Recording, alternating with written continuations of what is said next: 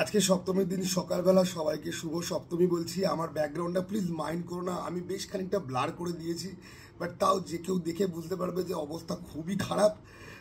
কিন্তু তাও আমার ব্যাকগ্রাউন্ডের অবস্থা না রক্তবীজ আর রঘুরাকাতের থেকে যথেষ্ট ভালো। ফিল্মের কোয়ালিটির কথা বলছি আমি। যাই হোক, আমরা এই ভিডিওর মধ্যে কথা বলবো হচ্ছে গিয়ে যে দেবী চৌধুরানী নিয়ে। ওকে, দেবী চৌধুরানী আমি নন্দনে পেয়েছিলাম, দেখার সৌভাগ্য হয়েছে আমার, এবং নন্দনে আমি সিনেমাটা দেখলাম এবং এই সিনেমার মধ্যে অনেক ভালো দিক আছে, সমালোচনার দিক কিছু কিছু রয়েছে। তো আমরা এখন সেটা নিয়ে কথাবার্তা বলবো।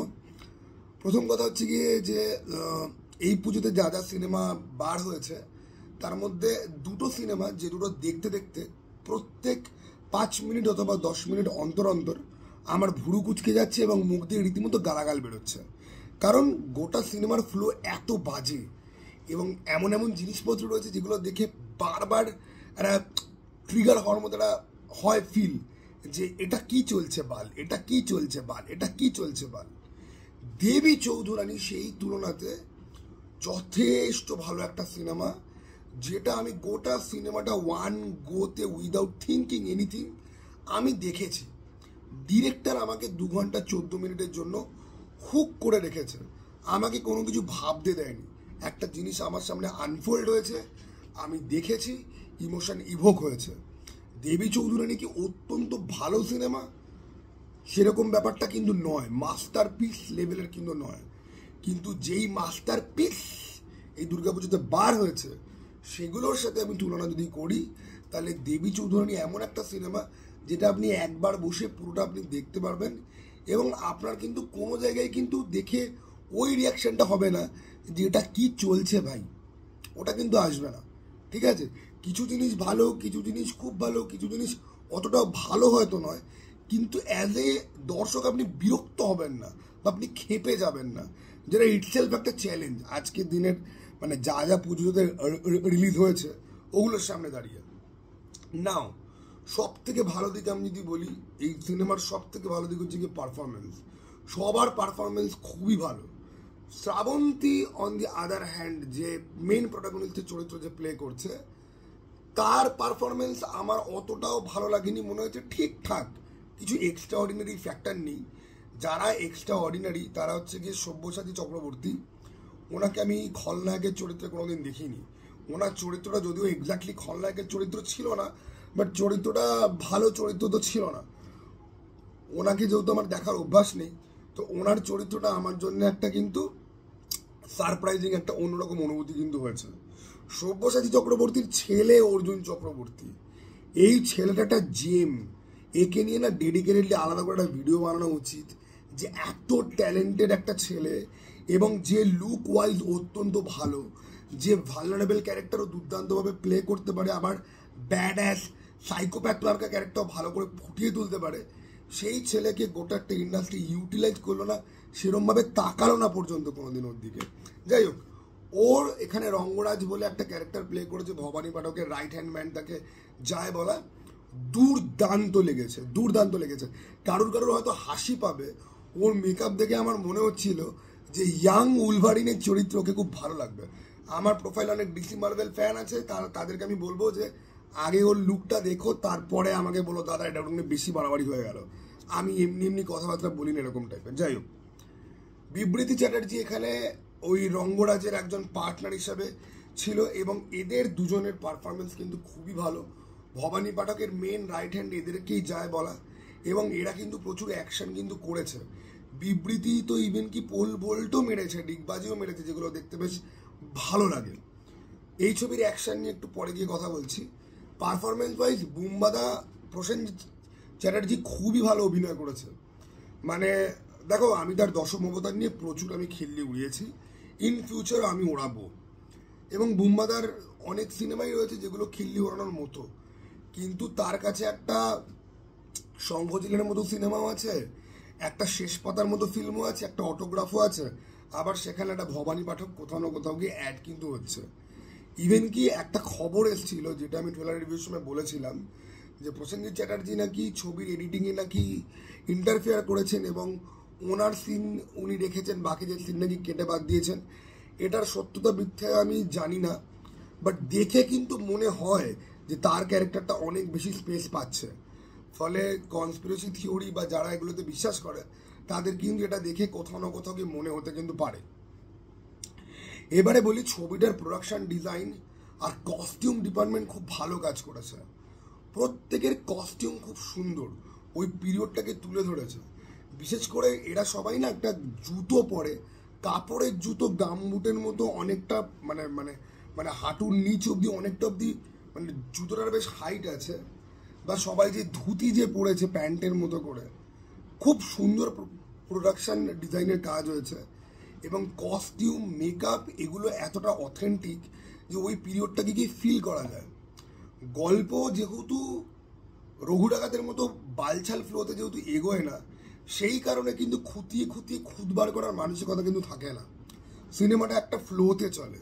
এবং এই যে তিনটে স্ট্রাকচার, যে একটা ডেভেলপমেন্ট পয়েন্ট থাকবে, একটা কনফ্লিক্টের পয়েন্ট থাকবে বা মেন গল্প, আর একটা হচ্ছে কি ক্লাইম্যাক্স, এই সিনেমাটা কিন্তু ওই থ্রি স্ট্রাকচার একটা কিন্তু ফলো কিন্তু করে। আমরা প্রথম দিকে শ্রাবন্তীর, প্রফুল্ল, দেবী চৌধুরানীর ক্যারেক্টারটার পুরো ব্যাকড্রপটা, এবং শুধু শ্রাবন্তীর ব্যাকড্রপ কিন্তু নয়, ঠিক আছে, শ্রাবন্তীর সঙ্গে সঙ্গে ওই সমসাময়িক আশেপাশের ক্যারেক্টাররা কীরকম, মানুষজন কীরকম, ভবানী পাঠকের আলাদা একটা দুনিয়া রয়েছে, ইংরেজরা কীরকম, সমস্ত কিছু নিয়ে সিনেমার শুরুতে ইউনিভার্সের মেন বুনিয়াদটা ওইখানে প্রপারলি হয়ে যায়, এই ওয়ার্ল্ডের প্রপার বুনিয়াদটা হয়ে যায়। এরপরে আমরা ক্রাইসিসগুলোতে এক এক করে আসি, এবং কোনো কোনো ক্রাইসিস, বিশেষ করে মানে প্রফুল্ল বা দেবী চৌধুরানীর যে ক্রাইসিসগুলো দেখানো হয়েছে সেগুলো খুব রিলেটেবল, সেগুলো রিলেট করা যায় এবং সেগুলো ফিল করা যায়। এবং এত সুন্দর এই প্রথম দুটো স্ট্রাকচারের ফ্লো এত সুন্দর যে ভাই শুধুমাত্র অ্যাকশনের জায়গাগুলো তোমাদের মনে হবে যে এখানে গল্পটার ফ্লোটা একটুখানি ডিপ খেয়ে গেল হয়তো। এবার অনেকে বলবে এটা তো অ্যাকশনই ফিল্ম, তাহলে তুমি কেন এটা বলছো? আসছি ওই পয়েন্টে পরে গিয়ে। এই পুরো ক্রাইসিস আর বিল্ড আপের পার্ট কিন্তু খুব ভালো, সরি বিল্ড আপ কি বলছি, ইন্ট্রোডাকশনের পার্ট কিন্তু খুবই কিন্তু ভালো। এরপরে ক্লাইম্যাক্স আসে। ক্লাইম্যাক্সে না গল্প ওয়াইজ আর কিছু করার ছিল না, কারণ ক্লাইম্যাক্স আপনি জানেন যে ক্লাইম্যাক্সে গিয়ে কী হতে পারে, খুব প্রেডিক্টেবল, ঠিক আছে। প্লটটাও কিন্তু খুব একটা বেশি কমপ্লেক্স না, সরল সাদাসিধে একটা প্লট, আপনি জানেন যে এরপরে গিয়ে কী হতে পারে। ক্লাইম্যাক্সটা দাঁড়িয়েছিল ভিজুয়াল স্পেকটাকেলের ওপরে। একটা যুদ্ধের সিকোয়েন্স রয়েছে যেটা হাজারখানা রক্তবীজ আর হাজারখানা রঘু ডাকাতের থেকে বহু কোটি গুণ এগিয়ে রয়েছে, ঠিক আছে। ক্লাইম্যাক্সে একটা অ্যাকশন সিন রয়েছে। এবার সেটা কি পারফেক্ট? না, পারফেক্ট নয়। বাংলা সিনেমাতে অ্যাকশন সিনে স্লো মোশনে নিয়ে এক্সপ্রেশনটা অনেকক্ষণ ধরে লিঞ্জার করে রাখার কোনো মানে নেই। অ্যাকশন সিনের এডিট কেন এরা এরকম করে আমি জানি না, বাট আমার কাছে একটা থিওরি হচ্ছে গিয়ে পারফর্মারদের মুভমেন্ট যখন ভালো নয়, যখন সেটা অথেন্টিক দেখতে যখন হয় না, তখন স্লো মোশন দিয়ে এই গ্যাপটাকে বোঝানোর চেষ্টা করা হয়। এটা রঘু ডাকাতেও হয়েছে, এটা এখানেও হয়েছে। বাংলা সিনেমাতে অ্যাকশন মানেই এই জিনিসটা হয় যে অতিরিক্ত স্লো মোশন। পারিয়ার অ্যাকশন আমার এত কেন ভাল লাগে, বা জিতের ফিল্মের অ্যাকশন কেন এত ভাল লাগে, এরা কিন্তু স্লো মোশন এখন আর ইউজ করে না। যদি করে সেটা একটা কি পয়েন্ট অ্যাকশনের মধ্যে, না তো কি পুরোটাই মনে হচ্ছে যে 120 FPS নিয়ে তারপর একদম স্লো করে দাও, আর মাল্টিপল এডিট, মাল্টিপল কাট শট তুমি মানে ঠুকিয়ে দাও, তো হয়ে গেল তোমার অ্যাকশন সিন। ওকে, যাই হোক, অ্যাকশনের পয়েন্ট আমি আসছি পরে। তো গল্পটার একটা ফ্লো রয়েছে যেটা আপনার মধ্যে থেকে ইমোশন ইভোক করে। আপনি আলতু ফালতু জিনিসপত্র পয়েন্ট আউটও করেন না, আপনার কোনো রকম বিরক্তিও লাগে না। 2 ঘন্টা 14 মিনিটের রানিং লেন্থ, তার মধ্যে সিনেমাটা সুন্দর গিয়ে শেষ কিন্তু হয়ে যায়। এবং এটাই হচ্ছে গিয়ে সব থেকে ভালো ব্যাপার। এবারে দেখো, এই সিনেমাটা কিন্তু আমি রেস্ট অফ দ্য বাংলা সিনেমার সাথে কম্পেয়ার কিন্তু করছি না, কারণ আজকাল এই ধরনের সিনেমা হয়ই খুব কম। যে কটা এসছে তার মধ্যে আমি ভাই এই সিনেমাটাকে অনেকটা ওপরের দিকে রাখবো। ট্রেলার রিভিউতে আমি যথেষ্ট স্কেপটিক্যাল ছিলাম, আজকে কিন্তু আমি স্কেপটিক্যাল নই। সিনেমাটা দেখে ফেলেছি। সিনেমাটা পুজোতে যা যা রিলিজ হয়েছে সেই রেসপেক্টে যথেষ্ট ভালো সিনেমা। যতকাণ্ড কলকাতাতে আমার এখন অবধি দেখা হয়নি। যেই তিনটে দেখেছি তার মধ্যে এটা তো ভাই একদম টপে থাকবে। এটা হচ্ছে কি একদম সহজ কথা। এবার প্রসেনজিৎ বাবু এডিটে জল মিশিয়েছেন কি মেশাননি সেটা আমি একটু তার ভাবতে চাই না, কারণ ফাইনাল আউটপুট লুকস গ্রেট, ঠিক আছে। এবং শ্রাবন্তীর পারফরমেন্স কিন্তু যথেষ্ট অ্যাভারেজ, এবং তাকে লুক ওয়াইজ ও দেবী চৌধুরানীর ব্যাপারটা সেই ফায়ারটা কোথাও গিয়ে তার মধ্যে কিন্তু মিসিং। তা সত্ত্বেও তোমার সিনেমাটা ভালো লাগবে, কারণ বাকি এলিমেন্টগুলো এতটা ভালো, সিনেমাটার ফ্লোটা ভালো, বাকিদের পারফরমেন্সেস বেশ ভালো, সেই সমস্ত কিছু দিয়ে যে পুরো জিনিসটা দাঁড়িয়ে কিন্তু যায়, ঠিক আছে। শ্রাবন্তীর অভিনয় কিন্তু খারাপ না, it is average, it is okay. আর অভিনয়ের প্রশংসা যখন করছি তখন কিঞ্জল নন্দার কথাও আমাকে বলতে হয়। দর্শনা বণিক শুধুমাত্র মিষ্টি করে হেসেছেন যেটুকুনি ওনার সিন ছিল।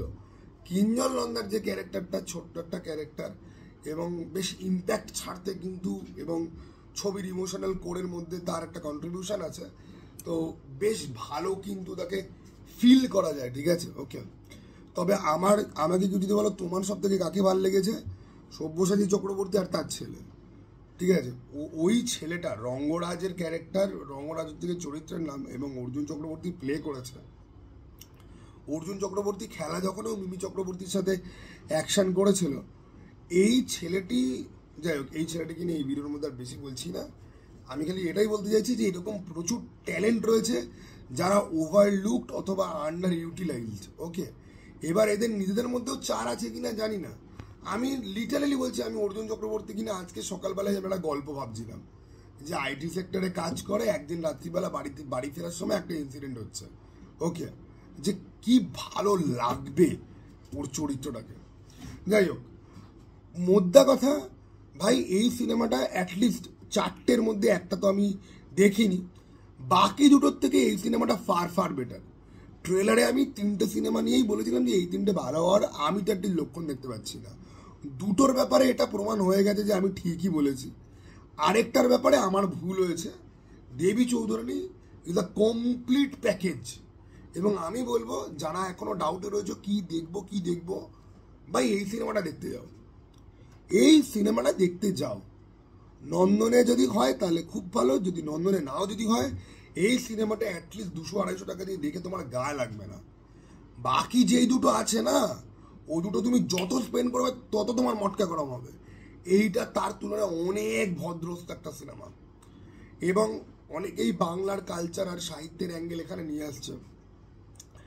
দেখো ভাই, তুমি পুরো টেক্সট বুক ফলো করে একটা সিনেমা তৈরি করতে পারো, টেক্সট বুককে তুমি চেঞ্জও করতে পারো, কিন্তু মূল বক্তব্য বা মেন এসেন্সটাকে সেম রাখতে হয়।